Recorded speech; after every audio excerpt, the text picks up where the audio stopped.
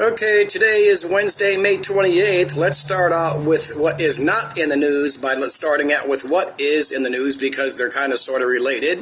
These wonderful 10 inmates escaped New Orleans jail. Okay, yeah, no, excuse me, Huntsville, Texas. Looking for all these escaped inmates. They got... Well, sorry again, the police chase was in Texas on the last two guys. That's plastered all over the news. Now let's go see what has not been on CNN and Fox. Okay, let's see what's up with this dude. Well, a desperate search is underway in Arkansas after authorities say a former police chief who was serving a prison sentence for first-degree murder escaped. It comes just days after 10 inmates also escaped a jail in New Orleans. That incident caught on camera. ABC's Rena Roy with the latest.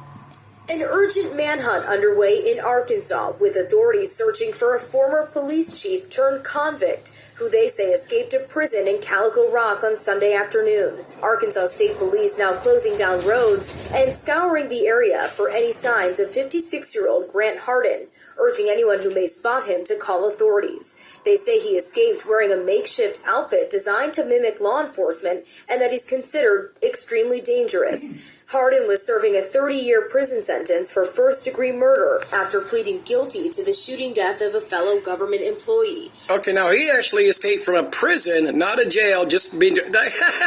Where's this plastered all over the news and the inside job helping him out? Let's move on. Now, what they did not mention there about that ex-sheriff that escaped, he was also serving a 50-year prison sentence in 1997 for the rape of an elementary school teacher. Why isn't this plastered all over the news? But let's move on. Oh, sorry, I got my screen door. It's, well, 83 here today and supposedly in Silverdale, Washington. Astonishing. Welcomed.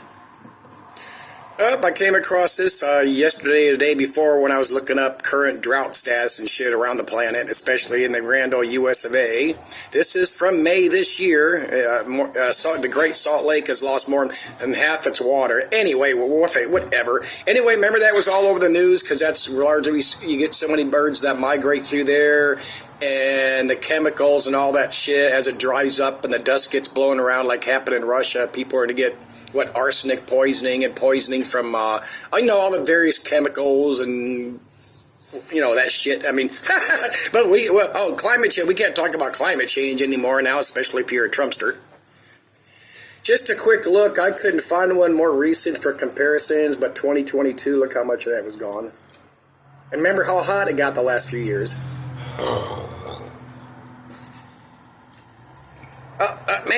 This dude's name is Dershowitz, I believe. I'm going to show 3 clips. The longest is like 39 seconds. But listen to what this dude had to say talking about Harvard and the whole anti-Semitism thing. In D.C. last week, 2 wonderful young people. I predicted. Oh, sorry. In my book, let me start over. Here they're talking about that Israeli couple that was recently killed in front of the museum. Let me back up. And shut up. Were killed in Washington, D.C. last week. 2 wonderful young people.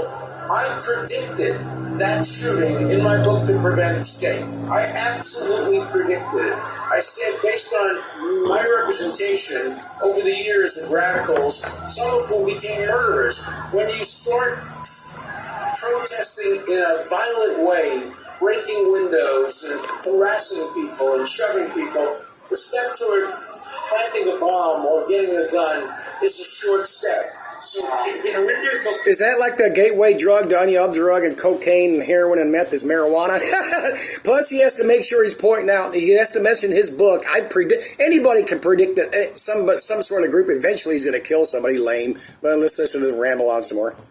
I would say I actually predicted that this would happen. And it happened tragically to kids who were killed in Washington, D.C. last week, 2 wonderful young people. I predicted that shooting in my book, The Prevent Escape. I absolutely predicted Again, that's 5 times? Based on my representation over the years of radicals, some of whom became murderers. Oh, I guess there is more. Hang on. You start protesting in a violent way, breaking windows and harassing people and shoving people, the step toward planting a bomb or getting a gun is a short step. So, in your book, The Preventive State, I actually predicted that this would happen. And it happened. I think I replayed that. Okay. I did, sorry. Next one, 28 seconds. It focuses in about 3 seconds. A bastion of left-wing, similar points of view. And not only do they tolerate anti-Semitism, they teach it. According to a Harvard report, they teach anti-Semitism in the divinity school, particularly how horrible that. They teach anti-Semitism. I try to look up this divinity school, the curriculum, whatever the fuck you want to call it. Of course, people got to. Where's all these channels out there preaching on the censorship for the foreign students, the legit ones? There's lots of them that want to come over here to study. I haven't heard. I guess I can't count that anymore. But we all know how these channels operate because I'm not watching any of them anymore. I'm really not. RFB and all this fucking horse shit. But anyway, where's all the channels out there preaching the censorship? These foreign. Go look and do foreign students have rights here? Of course they have all our rights. Now, can they go out and protest and speak any way they want to? Yes, they can. Can they get involved in riots and breaking the law? Even if you don't have a permit, of course, then you get in trouble. But, where's all the preaching from all these channels, these truth-loving Americans, anti-censorship, anti-government, out there against all that shit? And again, huge fucking factor with Trump. All these people, these the Republicans, these MAGA people, we're all pro-America, pro-our rights, pro the people, fuck the government. And again, what do they all want? They want laws against everything under the sun, just like the other side does. But let's go on here. In the name of Christianity, they teach anti-Semitism. They teach it in the school of public.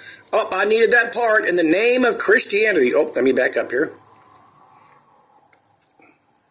Particularly how horrible that is. In the name of Christianity, they teach anti-Semitism. They teach it in the School of Public Health. Recently, they named as their speaker. Okay, there's another clip, but that's just so fucking funny. That he's thrown in there and blaming that's supposed to be some sort of. The only thing it says that's some sort of theological thing, and people can look into all these different religions. We all get it. This is horseshit. They want to take down and control shit big time over there at Harvard, because once you knock off Harvard and get them underneath the power of the government, then the rest of the schools are nothing. Those are walkovers. Anti-Semitism. They're just cooking it. It's disgusting. In the memory of Yaron and Sarah, who you spoke of, who died in Washington, D.C. at the Capitol Museum. It's only been a week. In their name, we've got to get this right, Alan. I appreciate you being with me today. Thank you. Because it's going to spread. It starts with Jews, but it never ends with Jews. I say that all the time. By the grace of God, go the rest of us. And this is the time for prevention. This is the time where we can take actions to prevent a recurrence of this thing in the name of these two young, wonderful people who gave their lives. Alan Dershowitz, thank you. Yeah, Dershowitz. For anti-Semitism. They're just cooking it. It's disgusting. In the memory of Yaron and Sarah, who you spoke of, who died in Washington, D.C. So then how he's saying it starts with the Jews but doesn't end with the Jews. So if all the anti-Semites, people that give a flying fuck about every life form in Palestine, this is just insanely fucking stupid, and Christians suck it up. But anyhow, it's going to start with, when they get done with the Jews, he says it doesn't end there. So who are all these protesters going to go out and kill next? Democrats? CNN people? All these channels do the same thing. What? They do this, they do that, get the other one. Well, they like I said, they never apply the same thing to themselves. They're going after the civil service workers, the DEI stuff, the trans stuff in sports and kids' locker rooms, which we get it, we understand. Even though if you're trans, be happy, joy, and I mean that. But so you want to look at that, you have to apply that to Trumpster, MAGA, the Republicans, right? They get the DEI, they get the civil servants, they get all them evil trans and gays and all these other shit that these MAGA anti-government people want government laws. Let's move on. And of course, anybody that's been paying attention to anything, here's Trump censorship going on for incoming foreign students. Oh, you know what? Why don't they? They're saying that in these Harvard groups, they're teaching all this anti-Semitism stuff, not pro-Palestine, not just pro-life, anti-Semitism. Send one of your FBI guys or your DEA guys undercover like they did with the biker gangs and the druggies, and when they set up all these Aryan white supremacists to buy bombs and guns and do this. I mean, come on, you can set them up. Let's see some undercover footage here. Okay, I took this screenshot a few days ago. This is showing the anti-Semitism incidents increase across the U.S. Nope, let me blow that up. So, 2024, 9,500. Over past, here we go, over past 3 years, there's the increase. But anyway, that's because what is anything anti-Semitic nowadays? If somebody was reviewing my channel here on YouTube or some politician saw it, am I going to get marked down as an anti-Semitic incident so they can have another number? Of course. And they get, we get it, but let's roll on. I'm almost done here, short video, just some babbling. So again, like I said, short video, so I'm going to once again close with this. The escaped brothers all over the news. The escaped white guy, no. I don't watch CNN Fox all the time. I really don't. Maybe a half hour between checking them both throughout the day, but I haven't seen one peep on this dude, because when they talk about the brothers escaping, they should throw in the white ex-sheriff and who the fuck helped him escape. And I believe, see you later, bye.